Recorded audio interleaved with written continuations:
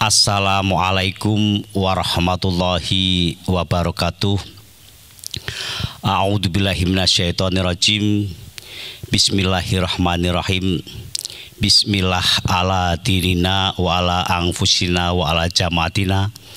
Bismillah alal islam wal muslimin. Bismillah khairil asma. Bismillahilladzi la yadurru ma'asmi syai'un fil ardi wala fis sama' wa huwas samiul alim. Amma ba'du. Para hadirin yang kami hormati, pada awal kata sayugjanya kami panjatkan puji syukur kehadirat Allah Subhanahu wa Ta'ala, yang mana pada kesempatan ini kita bisa mengadakan acara ceramah agama, dan dengan nikmat Allah itulah kita dapat syukur bahwa punya nikmat iman, Islam, dan nikmat kesehatan.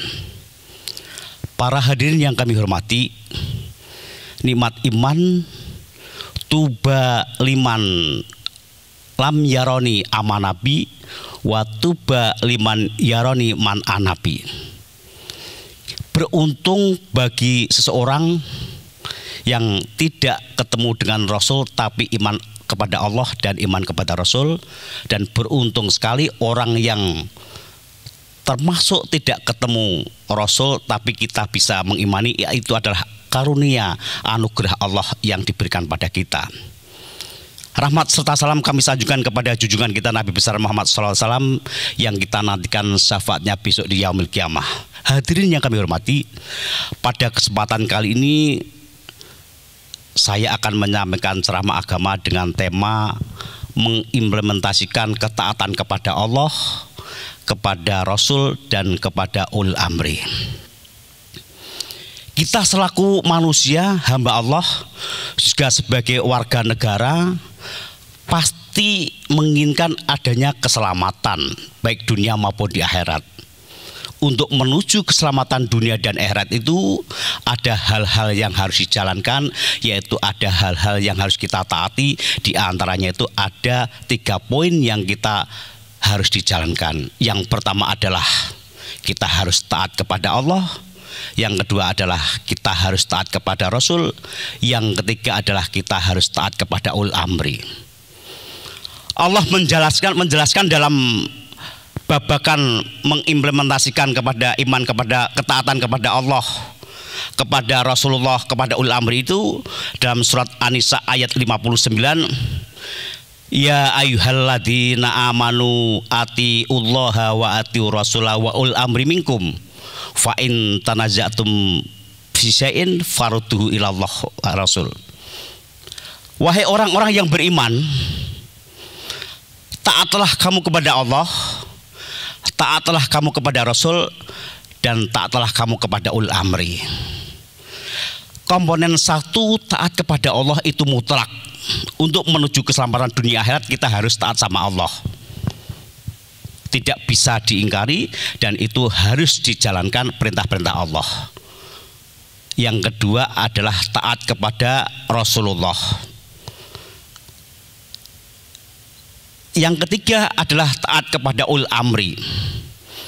Di dalam ayat surat An-Nisa ayat 59 ini kita perlu pahami, ada kajian bahwa ada atiullah wa atiu rasul wa ulil amri minkum. Yang pertama taat kepada Allah, ada wawu ataf, dan ada lafaz atiu. Dalam iman kepada Rasul ati Allah, ada wawu ataf, juga ada atiullah. Tapi di dalam ulil amri wa ulil amri minkum itu hanya pakai wawu ataf.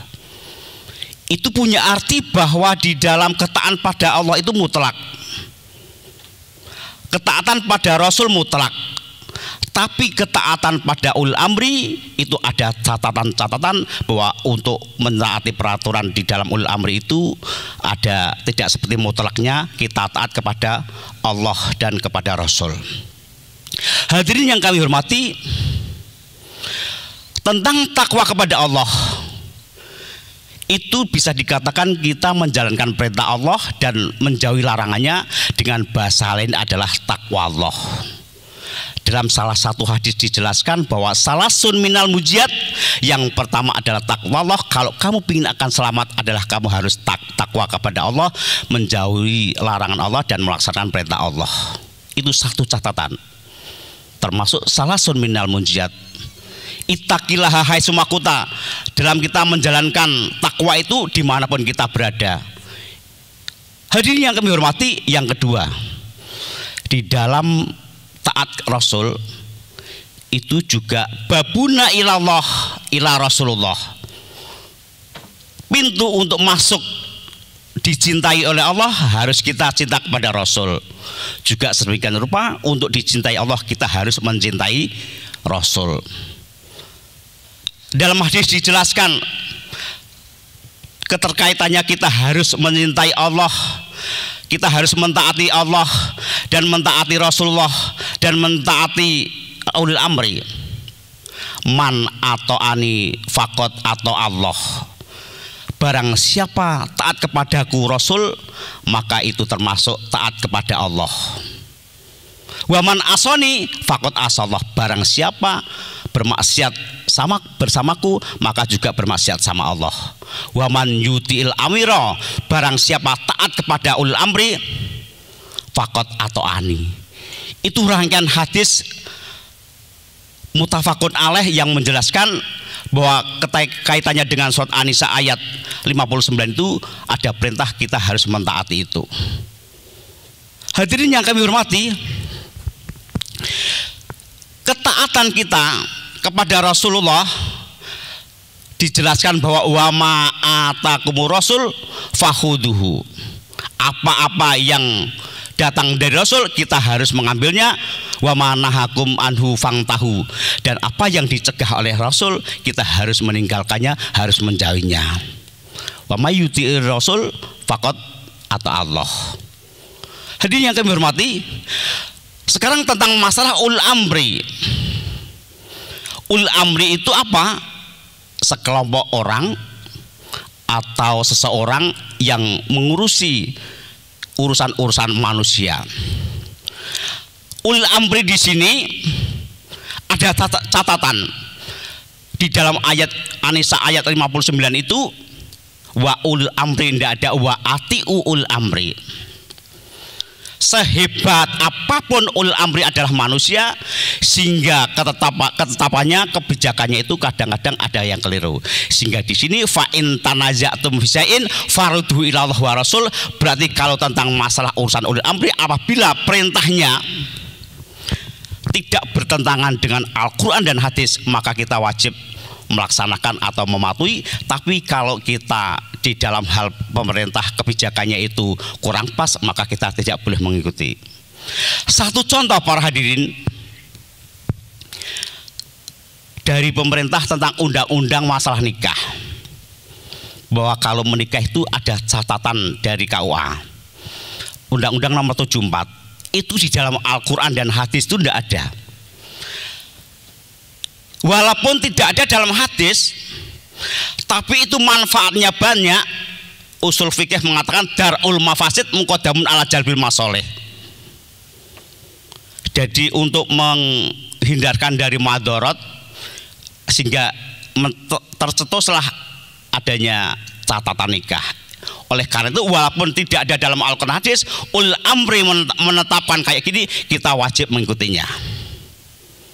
Contoh lagi, ada peraturan rambu-rambu lalu lintas, ada lampu bangjo, itu tidak ada aturannya dalam Al-Quran hadis. Perintah pemerintah tentang rambu-rambu lalu lintas ini kita wajib mengikuti. Bisa dibuktikan, seandainya peraturan lampu bangjo itu waktu merah kita melanggar, itu akan terjadi kecelakaan. Hadirin rahimakumullah, dalam penjelasan mengenai implementasikan ketaatan kepada Allah, ketaatan kepada Rasul, dan ketaatan ulil amri itu mengandung kesimpulan bahwa di dalam hidup untuk mencapai keselamatan dan kebahagiaan dunia sampai akhirat, kita harus melaksanakan 3 hal. Yang pertama adalah taat kepada Allah, yang kedua adalah taat kepada Rasul, yang ketiga adalah kepada ul amri atau pemerintah yang ada, selagi tidak bertentangan dengan Al-Quran dan hadis. Itu yang bisa kami sampaikan, semoga bermanfaat. Kurang lebihnya mohon maaf. Wassalamualaikum warahmatullahi wabarakatuh.